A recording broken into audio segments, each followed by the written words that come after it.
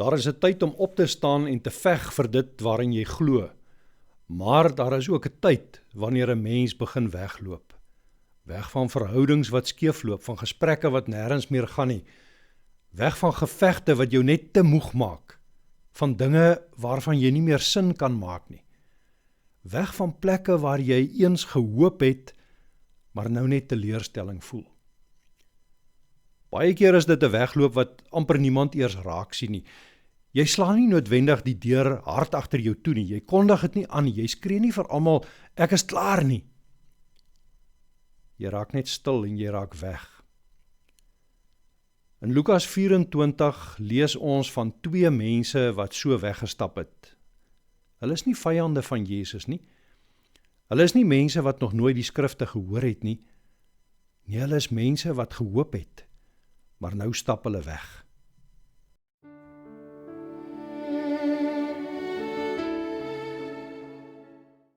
Goeiedag, welkom by ons Sondagstilte saam met die Here. Ek is Rian Joubert en ek vertrou dat ons saam wees vir jou vrugbaar sal wees. Vanoggend kom die woord van die Here na ons uit Lukas 24, die evangelie volgens Lukas, hoofstuk 24 vanaf vers 13. Dis 'n hele paar verse wat ek wil lees, maar ek vra tog dat jy geduldig en mooi sal luister, want jy sal later sien hoe belangrik hierdie gedeelte is. Ek lees vanaf vers 13. En 2 van hulle was dieselfde dag op pad na 'n dorp wat 8 myl van Jerusalem af was met die naam Emmaus. En hulle was in gesprek met mekaar oor al hierdie dinge wat voorgeval het. En terwyl hulle praat en mekaar ondervra, kom Jesus self nader en loop met hulle saam. Maar hulle oë is weerhou, sodat hulle hom nie kon herken nie. En hy sê vir hulle, watter woorde is dit wat julle met mekaar loop en wissel, en waarom is julle bedroef? En die een wie se naam Kleopas was, antwoord en sê vir hom, is u alleen 'n vreemdeling in Jerusalem en weet u nie van die dinge wat in hierdie dae daarin gebeur het nie? En hy sê vir hulle, watter dinge? En hulle antwoord hom, die dinge aangaande Jesus, die Nasareëner, wat 'n profeet was, kragtig in werk en woord voor God en die hele volk, en hoe ons owerpriesters en owerstes hom oorgelewer het tot die doodstraf en hom gekruisig het.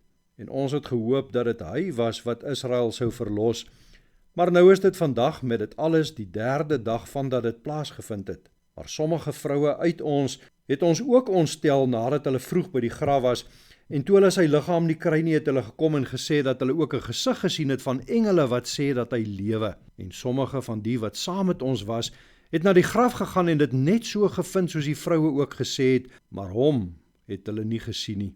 En hy sê vir hulle, o onverstandiges, met harte wat traag is om te glo alles wat die profete gepreek het. Moes die Christus nie hierdie dinge ly en in sy heerlikheid ingaan nie?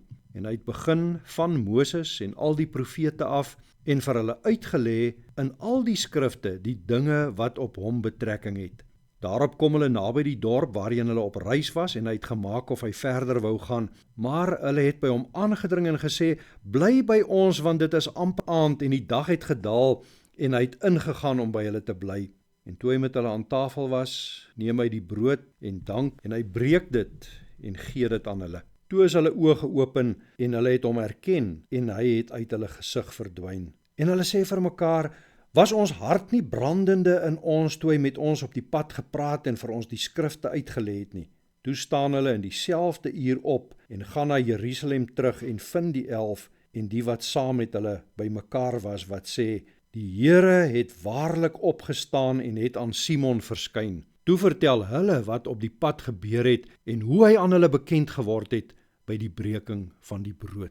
Ons lees net tot daar uit die woord van die Here. Gelukkig is elke mens wat die woord van die Here hoor en wat dit glo. Hier het ons 2 manne op pad weg van Jerusalem af. Maar wat ons dadelik moet raak sien is dit, hulle loop nie weg omdat hulle nooit gehoop het nie.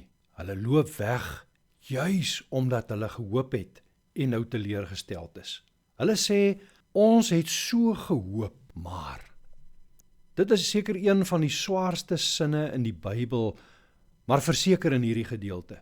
Nie, ons het nooit geglo nie, ons het nooit omgegee nie, ons was nog altyd teen Jesus, soos die Jode of baie van die Jode en die owerpriesters. Nee, sê hulle, ons het so gehoop hy is die een. Ons het gehoop, hy gaan Israel verlos. Ons het gehoop, God is nou finaal besig om in te gryp. Maar toe kom die kruis, toe kom die dood, verwarring. Toe kom die derde dag en steeds verstaan hulle nie. Daar stories van vroue wat sê die graf is leeg, berigte van engele wat sê hy leef. Van die disippels was glo by die leë graf en nou kan hulle nie meer sin maak uit al hierdie brokstukke nie. So stap hulle weg, nie hard nie, nie spottend nie, nie as mense wat niks voel nie. Hulle stap weg met gebreekte hoop. Hulle stap weg van Jerusalem af. Maar hier in die Lukas evangelie moet ons raak sien, Jerusalem is nie net 'n plek op 'n kaart nie. Dit is die plek van die kruis, die plek van die leë graf. Dit is die plek waar die disippels bymekaar is na die kruisiging van Jesus, die plek waar die getuienis van Jesus se dood en opstanding begin deurbreek. Met ander woorde, hulle stap weg van die plek waar God se grootste daad van hoop so pas gebeur het en hulle sien dit nie.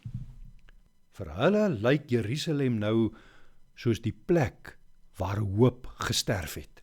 Miskien lê hierdie gebeure nader aan jou lewe as wat jy wil erken. Jy het dalk al ook so gehoop, dalk geloof sou anders wees. Jy het dalk gehoop die Here sou jou lewe anders laat uitdraai. Dalk het jy gehoop die kerk sou anders lyk, dat Christene anders sou wees. Dalk het jy gehoop die Bybel gaan vir jou meer sin maak. Jy het dalk gehoop God sou 'n duideliker antwoord hê, maar nou weet jy nie meer nie. En so begin mense wegstap. Nie dramaties nie, stadig, geleidelik. Eers lees jy nie meer regtig die Bybel nie, jy bid nie soos voorheen nie. En op 'n dag as jy jou kry, is jy nie meer deel van 'n geloofsgemeenskap nie. Jou geestelike lewe bestaan miskien nog uit brokstukkies, 'n teksvers op Facebook hier en daar, 'n mooi prentjie, 'n kort gedagte, maar jy leef nie meer onder die woord van God nie. En voor jy jou kry, is jou Bybel weggepak in 'n laai. Is Christus net 'n vaag gedagte. Kom ons wees eerlik, dit is hoe die pad dikwels vir baie van ons loop. Eers weg van die geloofsgemeenskap, dan weg van die woord, dan weg van gebed, tot daar net 'n vaag mengsel oorbly van die Christus van die Bybel en jou eie fiksasie van hom. Baie soos wat hier met die Emmausgangers gebeur het. Hulle het die feite oor Jesus geken, sy woorde, sy werke, hulle was daar. Hulle weet hy is gekruisig, hulle weet dit is die derde dag, hulle weet van die vroue se berig, die leë graf. Hulle praat selfs nog hier op die pad waar hulle wegstap oor Jesus, maar as hy langs hulle loop, herken hulle hom nie. Ontstellend. Jy kan oor Jesus praat en hom tog nie herken as hy reg voor jou staan nie. Jy kan geloofstaal hê en tog nie meer geloof hê wat lewend op Christus bou nie. Jy kan die feite van die evangelie onthou en tog leef of Jesus dood is. Daarom is hierdie gedeelte nie net 'n sagte troosverhaal vir hartseer mense soos wat dit soms gepreek word nie. Nee, dis 'n ernstige roepstem, want Jesus kom nie om saam met hulle te voel nie, om medelee te hê met hulle wanhoopige gevoel of situasie nie. Hy kom om hulle terug te roep. Jesus kom nader, hy loop saam, hy vra, hy laat hulle praat. Hy hoor die verwarring en die teleurstelling, hy hoor daardie swaar sin, ons het so gehoop, en dan praat hy reguit. Luister wat hy sê, o onverstandiges, met harte wat traag is om te glo alles wat die profete gespreek het. O onverstandiges, hy hanteer hulle nie met geestelike handskoentjies nie, hy sê nie, ek kan verstaan dat julle so seer gemaak voel nie, ek kan verstaan dat julle omdraai en wegstap nie, weet julle ek het die grootste begrip vir julle nie. Hy sê nie, julle teleurstelling is te verstaan en dit gee julle die reg om die skrifte eenkant toe te skuif nie. Hy sê nie, julle pyn is nou die hoogste waarheid en in die lig daarvan het ek begrip vir julle nie. Nee, hy wys vir hulle wat die diepste probleem is. Julle het die skrifte nie geken en geglo soos julle moes nie. Hy draai nie doekies om nie, hy praat duidelik, hy praat skerp, maar dit is God se reddende skerpheid, want Christus roep mense nie terug deur hulle in hulle ongeloof te paai nie. Hy roep hulle terug deur hulle weer onder die gesag van sy woord te bring. En sy woord sê, hulle verwagtinge was vals. Wat hulle van hom wou gehad het, was nie wat die skrifte geleer het oor hom nie. Ja, hulle het die skrifte geken, maar hulle het baie selektief gekies wat hulle wou glo en wat hulle daaruit wou hê. Hulle was nie verkeerd om op Jesus te hoop nie, maar hulle was verkeerd in hulle verwagting dat hy moes kom om hulle van politieke onderdrukking te bevry. Hulle was verkeerd daaroor dat sy koningskap 'n triomf oor hulle aardse vyande sou beteken. Hulle het gedink verlossing beteken dat die kruis vermy sou word. Hulle het gedink die dood van Jesus beteken dat God se plan misluk het. En nou wys Jesus uit die skrifte, die Christus moes ly en so moes hy in sy heerlikheid ingaan. Die kruis was God se plan, nie God se mislukking nie. Dit is ook die korreksie wat baie moderne mense vandag nodig het. Jy was nie verkeerd om by Christus hoop te soek nie, maar as jy teleurgestel staan in hom, vra jouself, was jy nie dalk verkeerd oor wat jy van hom verwag het nie? Hy is nie daar in die eerste plek om jou lewe volgens jou plan te laat uitwerk nie. Hy is nie daar om die kerk of die gelowiges te laat voldoen aan jou ideaalbeeld nie. Hy is nie daar om jou nou jou beste lewe te laat leef nie, om jou gemakliker, suksesvol of meer in beheer te maak nie. Hy is die gekruisigde en opgestane Here. Hy het gekom om sondaars te red van die ewige dood en hel. Hy breek harde harte oop. Hy bring weglopers terug. Hy roep jou onder sy woord. Daarom doen Jesus op die pad saam met hierdie twee manne met hulle iets merkwaardigs. Hy maak nie eerstens hulle oë oop met 'n wonderbaarlike verskyning aan hulle sodat hulle hom dadelik erken nie. Hy gee hulle nie 'n nuwe teken of 'n nuwe profesie of 'n geestelike ervaring nie. Hy maak nie eerstens hulle oë oop met 'n wonderbaarlike verskyning aan hulle sodat hulle hom herken nie. Hy gee hulle nie 'n nuwe teken of 'n nuwe profesie of 'n buitengewone geestelike ervaring nie. Hy open die skrifte. Hy begin by Moses en al die profete en hy lê vir hulle uit wat in die skrifte op hom betrekking het. En dit is die hart van hierdie gedeelte wat ons gelees het. Christus bring weglopers terug deur sy woord. En deur daardie woord werk sy Heilige Gees. Die Heilige Gees gebruik die woord om Christus weer voor jou oop te maak. Die Heilige Gees gebruik die woord om trae harte wakker te maak. Die Gees gebruik die woord om blinde oë oop te maak, om geloof te wek, te vestig, in stand te hou. Maar ons moet dit reg verstaan. Dit is nie die woord as 'n losstaande individuele geestelike projek nie. Dit is nie ek en my Bybel iewers alleen los van die liggaam van Christus nie. In Lukas 24 is die woord, die tafel, die geloofsgemeenskap aan mekaar verbind. Op die pad maak Jesus vir hulle die skrifte oop, aan die tafel breek hy die brood. En daardie selfde nag keer hulle terug na Jerusalem, terug na die disippels, terug na die gemeenskap van die gelowiges. Dit is die beweging in hierdie teks. Die Here roep jou nie terug na 'n eensame geloof sonder sy mense nie. Hy roep jou terug na homself deur sy woord en daarom ook terug na die gemeenskap van gelowiges waar sy woord gehoor word, waar sy opstanding bely word, waar sy naam aangeroep word, waar sy genade verkondig word. Dit is hoe die Here geloof wek en in stand hou. Romeine 10 sê dat geloof uit die gehoor kom en die gehoor deur die woord van Christus. Die Gees werk geloof daar waar Christus deur sy woord verkondig word. Daarom is die geloofsgemeenskap nie 'n opsionele byvoeging tot jou geloof nie.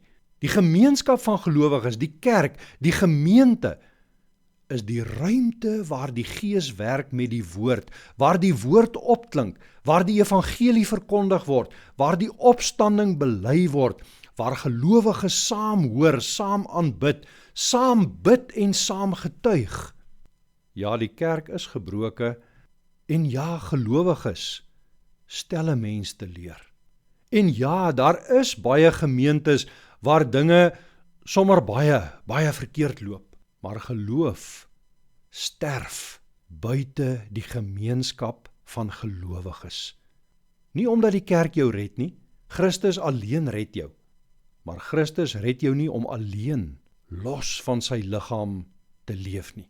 Hy bind jou aan sy woord en sy woord trek jou in by sy mense. Vir Lukas was hierdie verhaal nie klaar op die pad nie. Hy gaan verder. Ja, Jesus het die skrifte vir hulle oopgemaak. Hy het vir hulle gewys die Christus moet ly en so in sy heerlikheid ingaan. En terwyl hy praat, begin hulle harte brand. Maar dit was eers toe hulle saam met hom aan tafel was dat hulle oë oopgegaan het. Hy het die brood geneem en gedank, dit gebreek en vir hulle gegee. Hy breek dit. En toe sê Lukas is hulle oë geopen en hulle herken hom. In die evangelie van Lukas dra hierdie handeling, die breek van die brood, geweldige gewig. As Jesus die brood neem en breek, dan dink hulle terug aan die tafel waar hy gesit het saam met sy disippels en gesê het, dit is my liggaam wat vir julle gegee word. Op die pad het hy uit die skrifte vir hulle gewys die Christus moet ly. Aan die tafel met die gebreekte brood word die betekenis daarvan helder. Sy liggaam is gegee, sy liggaam is gebreek. Dit moes gebreek word. Sy dood was nie 'n mislukking nie, die kruis nie die einde van hoop nie. Die kruis was verlossing. Die een wat hulle gedink het, gefaal het, is die een wat homself vir sondaars gegee het, sodat hulle die lewe kan hê. Daar gaan hulle oë oop, hulle herken hom en hulle verstaan. Hy is die gekruisigde en opgestane Here wat gekom het om meer, oneindig meer te doen, as om Israel van onderdrukking te red. En dan kan hulle nie in Emmaus bly nie. Daardie selfde nag nog staan hulle op en hulle gaan terug na Jerusalem, terug na die ander disippels, na die geloofsgemeenskap, terug na die mense saam met wie hulle nou bely, die Here het waarlik opgestaan. Sien jy wat hier gebeur? Aan die begin loop hulle weg, aan die einde draai hulle om. Dit is bekering in narratiewe vorm, in verhaalvorm. En nou skuif die fokus van hierdie verhaal na my en na jou. Die Here praat vandag met ons. Daarom moet jy nou nie my stem hoor nie, maar die stem van die opgestane Christus wat vir jou sê, as jy stil weggeloop het, roep ek jou terug. As jy jou Bybel toegemaak het, kom terug na my woord toe. As jy opgehou bid het, kom praat weer met my. As jy van my liggaam die geloofsgemeenskap weggedryf het, gaan terug na daar waar ek jou geloof kan voed en kan onderhou. Ja, as Christus vir jou vaag geword het, roep hy jou vandag terug na homself. Nie terug na blote kerklikheid of kulturele Christenskap of godsdiens uit gewoonte sonder bekering nie. Hy roep jou ook nie terug na 'n los, alleen geloof waar jy Christus sonder sy liggaam probeer hê nie. Hy roep jou terug na homself, na sy woord, na die gemeenskap van gelowiges waar sy woord verkondig word, waar die getuienis van sy opstanding leef, waar sy naam aangeroep word, waar sy gees geloof werk en onderhou in mense. Hoor weer wat ek sê. Geloof sterf buite die gemeenskap van gelowiges. Nie omdat die kerk jou red nie. Nee, Christus alleen kan red. Maar Christus red jou nie om alleen, los van sy liggaam, te leef nie. Daarom is die vraag nou nie meer net wat met die Emmausgangers gebeur het nie. Die vraag is, wat gaan jy doen? Die Here roep, sal jy eie wys aanhou wegstap, of sal jy omdraai? Gaan jy hom toelaat om jou te korrigeer en jou lewe te korrigeer? Christus roep jou terug. Draai nou om. Amen. Sluit nou jou oë daar waar jy sit, dan bid jy saam met my. Here, ons aanbid U as die gekruisigde, opgestane Here, die een wat gekom het om oneindig meer te doen, as om die lewe hier en nou vir ons draaglik te maak. U het gekom om ons wat vir ewig dood sou wees in ons sonde met ons Vader te versoen, om ons soos 'n smeulende stomp terug te ruk uit die vuur van ewige dood en verderf. En tog, Here, wil ons so dikwels van U iets en anders maak as wat U is. Vergewe ons, Here. Ons bid, o Heilige Gees, dat U ook in ons lewens sal werk deur die woordverkondiging, dat ons oë sal oopgaan, dat ons U, Jesus Christus, by ons op die lewenspad sal sien. Dankie, Here, dat U ons ook as gelowiges saambind in U liggaam, dat ons kan weet dat U Gees daar werk deur die woord en dat ons daar gevoed kan word met die woord van die lewe. Dankie dat U ons oë ook open deur die woordverkondiging, dat U dit ook vanoggend gedoen het en dat U ons terugroep op die pad agter U aan. Here, gee ons die geloof om ons kruis op te neem en agter U aan te kom. In Jesus se naam bid ons dit. Amen. Heer, kom bly tog by ons, hoor. Kom breek ook vir ons die brood en seën ook ons huis, Heer, ons verlang is groot na U vergifnis. Jesus, wees ons lewe